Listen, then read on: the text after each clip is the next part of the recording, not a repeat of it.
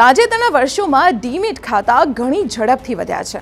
આનું કારણ છે સ્ટોક ઇન્વેસ્ટમેન્ટને લઈને લોકોમાં વધી રહેલી જાગૃતિ, ઉપરાંત સેબીના પ્રયાસો અને લોકોની જોખમ લેવાની ક્ષમતામાં વધારો થવાને કારણે પણ યુવાનો ભારતીય શેરબજારમાં રોકાણના માર્ગ તરફ આગળ વધી રહ્યા છે। પહેલા લોકોના પૈસા વર્ષો સુધી સેવિંગ એકાઉન્ટમાં પડી રહેતા, પરંતુ હવે ઘણા લોકોએ તેમના પૈસા સ્ટોકમાં રોકવાનું શરૂ કર્યું છે, જેના કારણે જાન્યુઆરી 2024 સુધીમાં દેશમાં 14.39 કરોડ ડીમેટ એકાઉન્ટ હતા। સ્ટોકમાં રોકાણ સીધા ડીમેટ એકાઉન્ટ દ્વારા અથવા તો એકાઉન્ટ અથવા મ્યુચ્યુઅલ ફંડ દ્વારા કરવામાં આવે છે। તો આજે અમે તમને 9 પોઈન્ટ્સમાં જણાવીશું કે ડીમેટ એકાઉન્ટ શું હોય છે, તમારા માટે કેવા પ્રકારનું એકાઉન્ટ યોગ્ય રહેશે, અને આ ઉપરાંત ડીમેટ એકાઉન્ટ સાથે જોડાયેલી તમામ બાબતો પણ જાણીશું। સૌપ્રથમ એ જાણીએ કે ડીમેટ ખાતું શું હોય છે। તો વાસ્તવમાં ડીમેટનું ફૂલ ફોર્મ ડીમટીરિયલાઇઝ્ડ એકાઉન્ટ હોય છે। આ એકાઉન્ટ ઇલેક્ટ્રોનિક રીતે શેરબજારમાં ખરીદેલા શેર, ડિબેન્ચર, બોન્ડ, ETF જેવી ફાઇનાન્શિયલ પ્રોડક્ટને સ્ટોર કરવાની સુવિધા આપે છે। સરળ શબ્દોમાં કહીએ તો ડીમેટ એકાઉન્ટ બેંક લોકરની જેમ કામ કરે છે, જે તમારા શેરને સુરક્ષિત રાખે છે। યોગ્ય ડિપોઝિટરી પાર્ટિસિપન્ટ પસંદ કરવું ખૂબ જ જરૂરી છે। જ્યારે પણ તમે ડીમેટ ખાતું ખોલો છો ત્યારે યોગ્ય ડિપોઝિટરી પાર્ટિસિપન્ટ એટલે કે ડીપી પસંદ કરવું એટલું જ મહત્વનું છે જેટલું સરળ બેન્કિંગ માટે યોગ્ય બેંકમાં ખાતું ખોલાવવું। તમારું ડીમેટ ખાતું સ્ટોક્સમાં રોકાણ અને ડેરિવેટિવ્સ, બોન્ડ્સ, કોમોડિટીઝ અને મ્યુચ્યુઅલ ફંડમાં ટ્રેડિંગ કરવા માટેનું માધ્યમ બને છે। કોવિડ દરમિયાન ડીમેટ ખાતામાં ઝડપથી વધારો થયો। કોવિડ દરમિયાન ડીમેટ ખાતા ખોલવામાં ઝડપ જોવા મળી।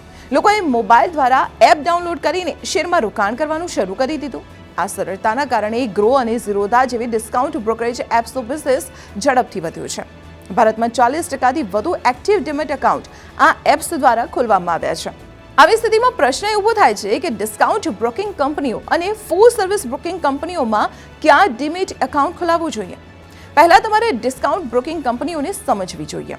હકીકતમાં છેલ્લા 4 વર્ષમાં ડિસ્કાઉન્ટ બ્રોકિંગ કંપનીઓએ ફૂલ સર્વિસ બ્રોકિંગ કંપનીઓને પાછળ રાખી દીધી છે। તેનું કારણ એ છે કે તેઓ ઓછા બ્રોકરેજ ચાર્જ અથવા ફ્લેટ ફી વસૂલ કરે છે।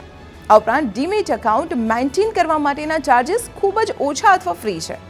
તેઓ સ્ટોક, કોમોડિટીઝ અને ફોરેક્સમાં હાઈ સ્પીડ ટ્રેડિંગની સુવિધા પણ પૂરી પાડે છે, એટલે કે ઇન્સ્ટન્ટ ઇન્વેસ્ટમેન્ટ કરી શકાય છે। આ ઉપરાંત આ ડિસ્કાઉન્ટ બ્રોકિંગ કંપનીઓએ ડીમેટ એકાઉન્ટ ખોલવાની પ્રક્રિયાને પણ સરળ બનાવી દીધી છે। અહીં ખૂબ જ ઓછા પેપર વર્કની જરૂર પડે છે અને એક દિવસમાં એકાઉન્ટ સેટઅપ થઈ જાય છે। મોબાઈલ દ્વારા સરળતાથી એપ્સનો ઉપયોગ કરવાની સુવિધાને કારણે પણ તે લોકપ્રિય બની છે। અનુભવી હોય છે ફૂલ સર્વિસ બ્રોકિંગ કંપનીઓ। ડિસ્કાઉન્ટ બ્રોકિંગ કંપનીઓથી વિપરીત ટ્રેડિશનલ એટલે કે ફૂલ સર્વિસ બ્રોકિંગ કંપનીઓ પાસે શેરબજારનો વધુ અનુભવ હોય છે। જેવું કે નામ પરથી ખબર પડે છે, ફૂલ સર્વિસ બ્રોકિંગ કંપનીઓ ફૂલ સર્વિસ આપે છે। તેનો અર્થ એ છે કે તેઓ બાય અને સેલ ઓર્ડર સહિત ઘણી સર્વિસ પૂરી પાડે છે। તે માર્કેટના હાલના ટ્રેન્ડ્સ પર રિસર્ચ, ઇન્ડસ્ટ્રી સંબંધિત રિપોર્ટ વગેરે ઉપલબ્ધ કરાવે છે। આ ઉપરાંત તે એસેટ મેનેજમેન્ટ અને રિટાયરમેન્ટ પ્લાનિંગ સર્વિસીસ પણ આપે છે અને રોકાણકારોને વિવિધ ફાઇનાન્શિયલ પ્રોડક્ટ્સમાં રોકાણ કરવાની સુવિધા આપે છે। હવે એ પ્રશ્ન પર પાછા આવીએ કે ડિસ્કાઉન્ટ બ્રોકિંગ અને ફૂલ સર્વિસ બ્રોકિંગમાંથી તમારા માટે યોગ્ય શું છે? ઓછી બ્રોકરેજ ફી માટે ડિસ્કાઉન્ટ બ્રોકિંગ કંપનીઓ પસંદ કરી શકાય છે। જે લોકો ફૂલ ટાઈમ ટ્રેડ કરે છે તેમના માટે ઓછી બ્રોકરેજ ફી એક પ્રાયોરિટી હોય છે અને આના માટે તેઓ ડિસ્કાઉન્ટ બ્રોકિંગ કંપનીઓ પસંદ કરી શકે છે। સમયની સાથે મોંઘી ફી તમારા નફા પર અસર કરી શકે છે, ખાસ કરીને ત્યારે જ્યારે તમે ટૂંકા ગાળામાં સતત શેર ખરીદી કે વેચી રહ્યા હો।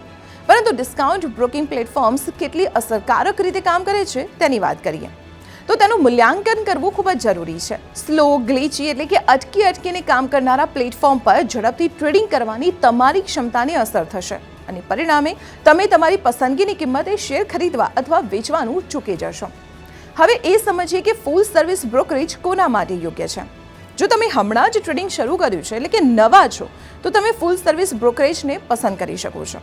આવું એટલા માટે કારણ કે તેઓ તમને રિસર્ચ રિપોર્ટ અને ટ્રેડિંગની સલાહ આપે છે, પરંતુ ડિસ્કાઉન્ટ બ્રોકરેજની તુલનામાં ફૂલ સર્વિસ બ્રોકર સામાન્ય રીતે વધુ ફી ચાર્જ કરે છે। ઓપરેશનલ કોસ્ટ વધુ હોવાને લીધે તેમની સર્વિસ મોંઘી હોય છે।